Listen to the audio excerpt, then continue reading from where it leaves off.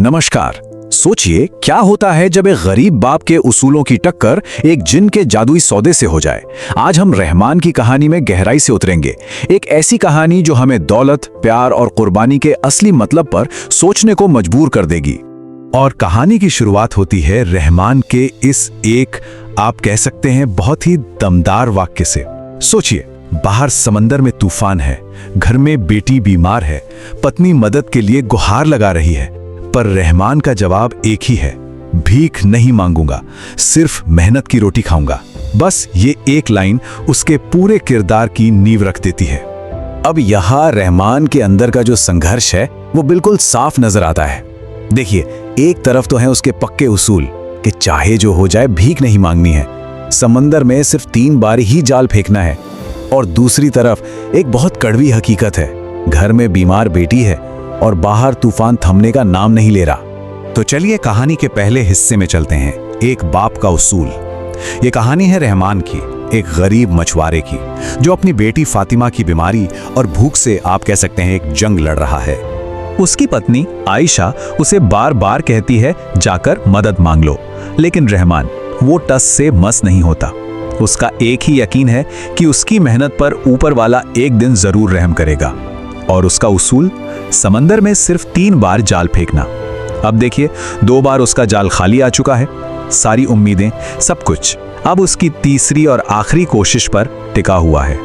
अब आता है कहानी का दूसरा हिस्सा, जिनसे एक सौदा। और यहीं से कहानी में एक जबरदस्त मोड़ आता है। रहमान की वो तीसरी और आखिरी कोशिश। उसके जाल में मछली तो नहीं आती, लेकिन कुछ ऐसा फंसता है जो उसकी दुनिया को हमेशा हमेशा के लिए बदलने वाला था। जाल में फंसा था एक पुराना जंग लगा हुआ संदूक, और जैसे ही रहमान उसे खोलता है, धुआं और उसमें से एक जिन आजाद होता है। एक ऐसा जिन जो 500 सालों से कैद था, और आजाद होते ही जिन क्या कहता है, मैं तुझे खा जाऊंगा। लेकिन कमाल देखिए, रहमान को मौत का खौफ नहीं है। वो कहता है एक नाकाम बाप होने का जो दर्द है ना, वो मौत से कहीं ज्यादा डरावना होता है। रहमान का ये बेखौफ अंदाज देखकर जिन भी हैरान रह जाता है। रहमान उसे पलटकर चुनौती देता है, अगर तू सच में इतना ही ताकतवर है तो जा, मेरी बेटी के लिए रोटी का बंदोबस्त कर। और बस यहीं से वो सौदा शुरू होता है। वैसे ये सोचने वाली बात है ना? अगर किसी को जिन से कुछ मांगने का मौका मिले तो वो आखिर मांगेगा क्या? तो जिन एक सौदा रखता है, एक शर्त। वो कहता है मैं तुम्हारे परिवार को बादशाहों जैसी बेहिसाब दौलत दूंगा, लेकिन बदले में तुम्हें हमेशा के लिए मेरी अंधेरी दुनिया में कैद रहना होगा। शर्त यह भी है कि रहमान अपने परिवार को दूर से देख तो सकेगा, पर कभी भी उनसे बात नहीं कर पाएगा। आप सोच सकते हैं एक बाप के लिए इससे बड़ी सजा क्या होगी। फिर भी अपनी बेटी की खुशी के लिए रहमान यह सौदा मान लेता है। और अब शुरू होता है कहानी का तीसरा हिस्सा, अदृश्य कैद का दर्द। रहमान की एक नई जिंदगी शुरू होती है। वो जिन की दुनिया में कैद है और अपनी ही जिंदगी को, अपनी ही दुनिया को बस एक धुंधली सी खिड़की से देख सकता है और कुछ नहीं कर सकता। तो पहले दिन घर में अचानक अनाज और सोने के सिक्के देखकर आयशा और फातिमा हैरान भी है और खुश भी। लेकिन फिर 6 महीने बीत जाते हैं। अब उस छोटी सी झोपड़ी की जगह एक आलीशान महल खड़ा है, पर उस घर में प्यार की जगह अब अकेलेपन ने ले ली है। सच ही है, दौलत यादों को बहुत तेजी से निगल जाती है।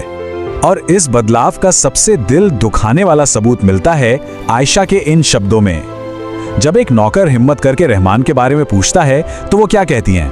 अरे वो तो हमेशा अपने उसूलों के पीछे पागल थे, उनका नाम लेकर मेरा मूड खराब मत करो। सोचिए, दौलत ने रहमान की याद तक को धुंधला कर दिया था। और सिर्फ इतना ही नहीं, गांव का वो लालची मुखिया जिससे रहमान सख्त नफरत करता था, अब उस महल का खास मेहमान बन चुका है। उसकी गंदी नजर परिवार की दौलत और आयशा दोनों पर है, और बेचारा रहमान ये सब कुछ देख रहा है, पर कुछ भी नहीं कर सकता। अब हम आते हैं कहानी के चौथे हिस्से पर, दौलत की असली कीमत। जिस वक्त रहमान को लगता है कि अब उसने सब कुछ खो दिया है, तभी कहानी में एक ऐसा मोड़ आता है जहां एक बच्ची का मासूम प्यार लालच के हर पर्दे को चीरकर बाहर आ जाता है। होता क्या है कि मुखिया फातिमा को सोने की गुड़िया देता है, पर वो बच्ची उससे उठाकर फेंक देती है और चिल्लाकर कहती है, मुझे नहीं चाहिए ये सोने की गुड़िया, ये सारा सोना ले लो, पर मेरे अब्बू को ढूंढ कर लाओ, वो मेरा इंतजार कर रहे होंगे। फातिमा का प्यार वही एक अकेली चीज थी जिसे वो दौलत खरीद नहीं पाई थी। अपनी बेटी की ये वफादारी देखकर रहमान अंदर तक हिल जाता है। वो जिन के सामने गिड़गिड़ाता है, मुझे वापस जाने दो। जिन एक और सौदा, एक और शर्त रखता है। ठीक है, तुम वापस जा सकते हो, लेकिन तुम्हें अंधा होना पड़ेगा। और रहमान अपनी बेटी के पास लौटने के लिए अपनी आंखों की रोशनी तक कुर्बान करने के लिए तैयार हो जाता है। और अब कहानी का 5वां भाग, प्यार की आखिरी परीक्षा। कहानी अब अपने क्लाइमैक्स पर है। एक अंधा रहमान अपनी दुनिया में लौटता है, एक ऐसे महल में जिसे वो अपना घर भी नहीं कह सकता, और उसका सामना होता है उस मुखिया से जिसने उसकी जगह ले ली है। मुखिया उसे देखकर उसका मजाक उड़ाता है, कहता है, एक अंधा मछुआरा? हाँ, एक अंधा मछुआरा भला मेरा क्या बिगाड़ लेगा। वो रहमान की इस हालत को अपनी जीत समझ बैठता है। लेकिन रहमान का जवाब उसकी असली ताकत को दिखाता है। वो कहता है, आंखें समुंदर में छोड़ आया हूं मुखिया, पर मेरे इन हाथों में आज भी वो ताकत है जो रोज तूफानों से लड़ती थी। ये लाइन क्या खूबसूरती से दिखाती है कि उसकी असली ताकत उसकी हिम्मत थी, उसकी आंखें नहीं। तो अब कहानी के आखिरी हिस्से की ओर बढ़ते हैं। असली खजाना क्या है? मुखिया के जाने के बाद पूरा परिवार फिर से एक हो जाता है, और कहानी का जो असली मतलब है, जो सबक है, वो अब सामने आता है। तो देखिए, यहाँ 2 तरह के खजानों की बात हो रही है। एक तरफ है जिन की दौलत, जिसमें सोना है, डर है और अकेलापन है, और दूसरी तरफ है रहमान की दौलत, जिसमें परिवार है, प्यार है, कुर्बानी है और एक दूसरे का साथ है। आयशा को भी अपनी गलती का एहसास होता है, और वो कहती है कि उसे ये महल नहीं, अपना पुराना रहमान और वो सूखी रोटी ही चाहिए। ठीक तभी जिन फिर से सामने आ जाता है।